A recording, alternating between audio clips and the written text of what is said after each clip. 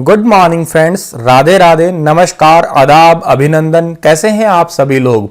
आशा करता हूं आप सभी बहुत अच्छे होंगे। आज है 12 मई और 12 मई 2020 के हरियाणा के करंट अफेयर हम लोग इस वीडियो लेक्चर सीरीज में जानने वाले हैं। चलिए शुरू करते हैं। उससे पहले आप लोगों को बता दूं, एनसीईआरटी की क्लास जो है वो आज सुबह 10 बजे होगी। आप जरूर देखिएगा। कल वाली क्लास में आपने बहुत प्यार दिया, आप सभी का तहे दिल से शुक्रिया। आप लगातार लगन से लगे रहिएगा। जितना प्यार आपने मुझे दिया, आप उतना ही प्यार अब आप अपने आप को भी दीजिएगा। मेरे कहने का मतलब ये है कि आप लगन से लगातार पढ़िएगा। आप बस वीडियो को देख लीजिएगा, पढ़ लीजिएगा, सुन लीजिएगा।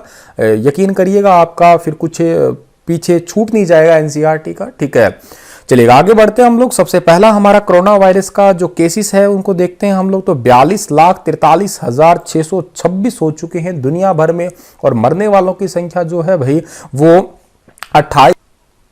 दुनिया भर में कोरोना वायरस के केसेस कितने हैं? 42,43,626, और जो मरने वालों की संख्या जो है वो 2,86,563 है। जबकि वहीं ठीक होने वालों की संख्या जो है वो 15,21,397 पहुंच चुकी है। यही आंकड़ा अगर दुनिया भर में देखा जाए तो अमेरिका के अंदर जो है वो 13,81,665 है, और जो मरे हैं अमेरिका में वो 81,552 लोग मरे हैं। अब नंबर 2 पे स्पेन है, 3 नंबर पे आज यूके पहुंच चुका है, 4 नंबर पे रशिया और 5 पे इटली है। ये अब टॉप 5 कंट्रीज है जहां पे कोरोना वायरस के सबसे ज्यादा संक्रमित केस है। आंकड़ा हमारे प्यारे भारत का देखा जाए तो 70,768 हो चुके हैं भाई। 3591 एक दिन के अंदर आए हैं, और मरने वालों की संख्या जो है वो 2294 पहुंच चुकी है। 81 लोग एक दिन के अंदर मरे हैं। पहला जो है वो महाराष्ट्र है, दूसरा गुजरात है, तीसरा तमिलनाडु, चौथा दिल्ली है। ये 4 टॉप जो है स्टेट हैं जहां पे सबसे ज्यादा जो है वो कोरोना वायरस के केसेस हैं। हालांकि दिल्ली एक केंद्र शासित प्रदेश है। हमारे प्यारे हरियाणा की बात करूं तो मैं टोटल 730 केस हो चुके हैं अब, और 27 नए केस आए हैं। एक आदमी और मर भी गया है, वो फरीदाबाद में मरे हैं, और टोटल मरने वालों की संख्या 11 हो चुकी है। नंबर 1 पे गुरुग्राम है, नंबर 2 पे सोनीपत है, नंबर 3 पे फरीदाबाद है, 4 पे झज्जर है, और 5 पे नूंह है।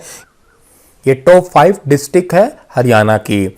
चलिएगा, कल मैंने आपसे 5 क्वेश्चन पूछे थे। उन 5 क्वेश्चन में सबसे पहला जो क्वेश्चन है उसका जवाब है कि प्राचीन काल में हरियाणा राज्य अन्य किस नामों से जाना जाता था? तो ब्रह्मवर्त प्रदेश, ब्रह्मा की उत्तरवेदी, ब्रह्मर्षि प्रदेश, ये सारे ही ठीक थे। ऑल ऑफ द अबव उस क्वेश्चन का आंसर सही था।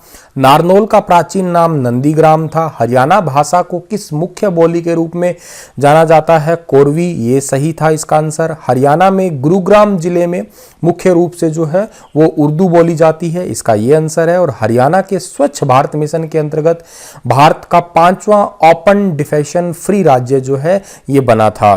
तो ये 5 सवाल थे, इन 5 के ये सही जवाब थे। चलिएगा, सबसे पहला आज का सवाल है कि हाल ही में किसे एसआईटी का हेड नियुक्त किया गया है? एसआईटी का हेड अभी हाल ही में जो नियुक्त किया गया है उनका नाम है टीसी गुप्ता। ए ऑप्शन सही है इस क्वेश्चन का हमारा। अभी आप सभी को शायद पता होगा, एक न्यूज़ में चल रहा है मामला। सोनीपत के अंदर जो है एक खरखोदा जगह है, वहाँ पे शराब घोटाला। लॉकडाउन के टाइम पीरियड से पहले जैसे शराब ठेके वगैरह बंद थे, उस दौरान शराब की चोरी हुई थी, और उसका पता लगाने के लिए जो है वो एक एसआईटी कमेटी बनाई गई है, और उसके जो अध्यक्ष बनाए गए हैं उनका नाम है टीसी गुप्ता। और जो ये एसआईटी है, टीसी गुप्ता जो फोटो में दिख रहे हैं आपको यही है। एसआईटी का फुल फॉर्म होता है स्पेशल इन्वेस्टिगेशन टीम। इसके अंदर टोटल 12 जो है वो मेंबर हैं, और इसकी स्थापना जो हुई थी वो 2015 के अंदर हुई थी। हाल ही में हरियाणा सरकार ने औद्योगिक विस्तार के लिए कौन सी योजना बनाई है? हरियाणा सरकार ने औद्योगिक विस्तार के लिए क्लस्टर योजना को तैयार किया है। बी ऑप्शन जो है इस क्वेश्चन का हमारा वो बिल्कुल ठीक रहेगा। इस क्लस्टर योजना का सिंपल सा मतलब ये है कि बाहर के जितने भी राज्य वाले लोग हैं या विदेशी लोग हैं, वो कैसे न कैसे करके हरियाणा के अंदर जो है वो आकर्षित हो, रोज नया अपना बिजनेस करने के लिए या अपनी फैक्ट्री वगैरह लगाने के लिए जो है वो प्रेरित हो या आकर्षित हो।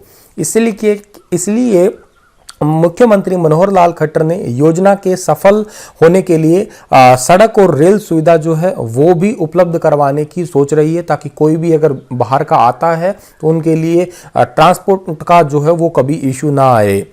इनके अंदर अलग अलग जिले हैं, जिसके जैसे मान लेते हैं गुरुग्राम है, फरीदाबाद है, रेवाड़ी, सोनीपत है, जो है इन सभी इनको अभी के लिए छोड़ के बाकी सभी के अंदर जो है वो तो क्लस्टर योजना अभी के लिए लागू होगी।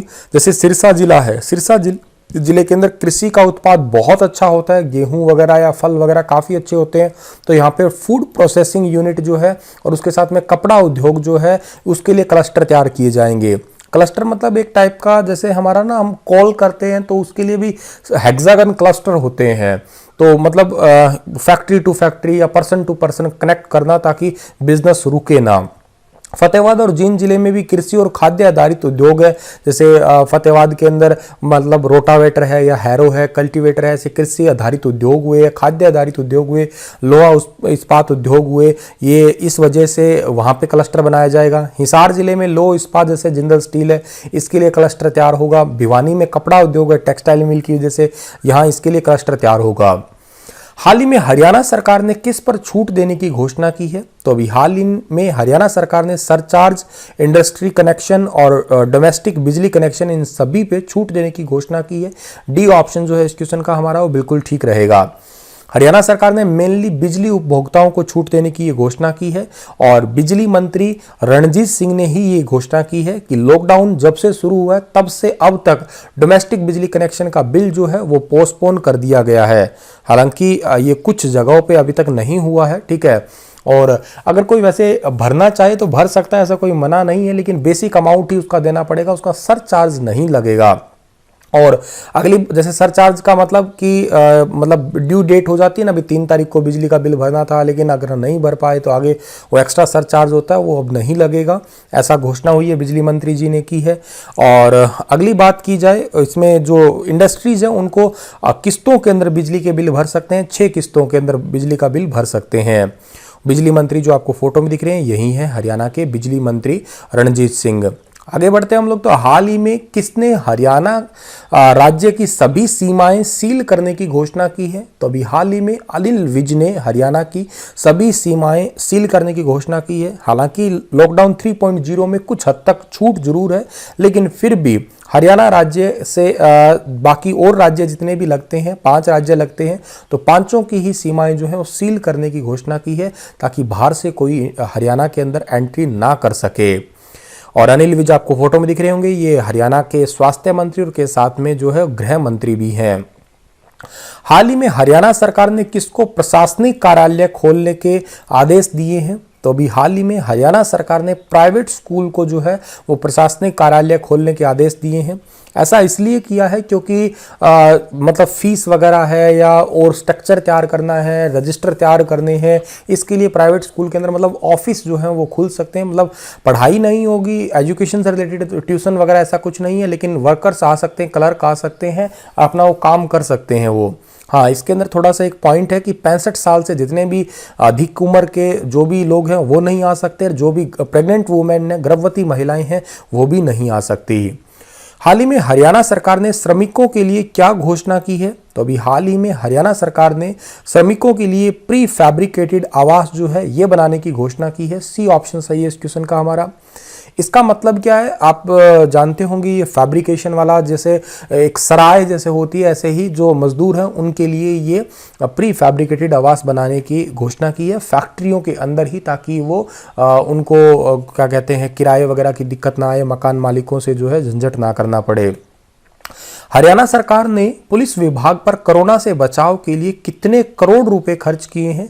तो हरियाणा सरकार ने पुलिस विभाग पर कोरोना से बचाव के लिए 5 करोड़ रुपए खर्च किए हैं। बी ऑप्शन सही है इस क्वेश्चन का हमारा। बेसिकली 5 करोड़ 20 लाख जो है इसके पुलिस विभाग के लिए, जैसे फ्री में खाना हो गया, सैनिटाइजर हो गया, उनके लिए ग्लव्स वगैरह हो गया, या पीपीई किट कह दीजिएगा आप लोग, पर्सनल प्रोटेक्टिव इक्विपमेंट किट जो है वो पूरा, जो कपड़े वगैरह होते हैं, मास्क वगैरह, सैनिटाइजर, ये सभी जो है 5 करोड़ 20 लाख के बचाव उपकरण उपलब्ध करवाए हैं हरियाणा सरकार ने। ये खरखोदा से रिलेटेड एक क्वेश्चन एक ये भी है कि खरखोदा थाने के एसएचओ संदीप धनखड़ को नियुक्ति के कितने दिन बाद ही हटा दिया गया है? तो इनको केवल 11 दिन के बाद ही हटा दिया गया है। ए ऑप्शन सही है इस क्वेश्चन का हमारा। एसएचओ का मतलब होता है स्टेशन हाउस ऑफिसर। शराब तस्करी के मामले के बाद ही इनको हटा दिया गया है। और शराब की गिनती जो है एक्चुअल में चोरी हो गई थी फैक्ट्री में, तो खरखोदा के एसएचओ जसवीर सिंह को जो है वो लाइन हाजिर कर दिया गया था। और इससे पहले एसएचओ अरुण कुमार की कार्यशाली अधिकारियों को संदिग्ध लगी थी, इसलिए उनको भी 1 जनवरी को बाद में उनको पोस्टिंग मिली तो थी, लेकिन बाद में उनको भी हटा दिया गया था। ठीक है, और फिलहाल खरखोदा थाने की जिम्मेवारी है वो इंस्पेक्टर मनदीप कुमार को सौंपी गई है।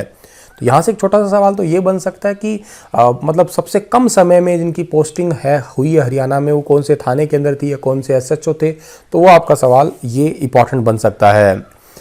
सोनीपत में पड़ता है खरखोदा, तो सोनीपत जिले की बात कर लेते हैं। सोनीपत की स्थापना 22 दिसंबर 1972 को हुई थी। क्षेत्रफल 2112 वर्ग किलोमीटर है। विधानसभा क्षेत्रों में सोनीपत, खरखोदा, राई इंपॉर्टेंट है। राई किस लिए इंपॉर्टेंट है आपको पता होगा, खेल कूद के लिए इंपॉर्टेंट है। यहाँ पे एक सेंटर है खेल कूद के लिए, इसी वजह से काफ़ी ज़्यादा एग्जाम में आया करता है। गन्नौर है, बड़ौदा है, गोहाना है, ये यहाँ की विधानसभा क्षेत्र है। उपनाम में Atlas city of Haryana, education city of Haryana, golden city of Haryana है। उद्योगों में एटलस साइकिल का उद्योग और मंदिरों में एटलस मंदिर फेमस है। हाल ही में मेडियोर अस्पताल में कितने बेड का आइसोलेशन सेंटर बनाया गया है, तो अभी हाल ही में मेडियोर हॉस्पिटल के अंदर जो है वो 35 बेड का एक आइसोलेशन सेंटर बनाया गया है। जो भी कोरोना के सीरियस पेशेंट है उनके लिए 14 बेड का आईसीयू बना है और इनके ऊपर सभी पे वेंटिलेटर सुविधा भी उपलब्ध करवाई गई है। ये मेडियोर हॉस्पिटल गुरुग्राम में पड़ता है। गुरुग्राम की स्थापना 1 नवंबर 1966 को हुई थी। क्षेत्रफल 1258 वर्ग किलोमीटर है और विधानसभा क्षेत्रों में गुरुग्राम, पटौदी, सोहना और बादशाहपुर का नाम आया करता है। उद्योगों में मारुति उद्योग है, चीनी मिट्टी बर्तन उद्योग है, ड्रग्स और फार्मा उद्योग है। अगला सवाल है कि हाल ही में police Covid crisis management team का गठन किस उद्देश्य से किया गया है, तो police Covid crisis management team का गठन जो है वो किया गया है कोविड-19 से बचाव के लिए, फील्ड इकाइयों को री इन्फोर्समेंट के लिए और सरकार के निर्देशों को तुरंत प्रसार के लिए। डी ऑप्शन सही रहेगा। कोविड-19 का बचाव समझ आ गया आपको। फील्ड इकाई जैसे जितनी भी आपकी इंडस्ट्रीज वगैरह हैं उनको दोबारा से चालू करना और सारा जो री इन्फोर्समेंट है उसको तैयार करना, सरकार के जितने भी आदेश हैं उनको तुरंत ही लागू कर देना, इन सभी के लिए कोविड क्राइसिस मैनेजमेंट टीम का गठन किया गया है। और कोविड इसको CMT मतलब क्राइसिस मैनेजमेंट टीम शॉर्ट में बोल सकते हैं हम लोग। चलिएगा, इतने ही थे आज के करंट अफेयर। आप लोगों के लिए 5 क्वेश्चन है। पहला क्वेश्चन है कि कांच बालू हरियाणा के किस जिले में पाया जाता है। 4 ऑप्शन है, गुड़गांव, महेंद्रगढ़, रोहतक और हिसार। अगला क्वेश्चन है कि भारत के प्रधानमंत्री श्री नरेंद्र मोदी ने पानीपत से कौन सा अभियान शुरू किया था। युवा जागरण, जनजाति, सामाजिक समरसता, बेटी बचाओ बेटी पढ़ाओ।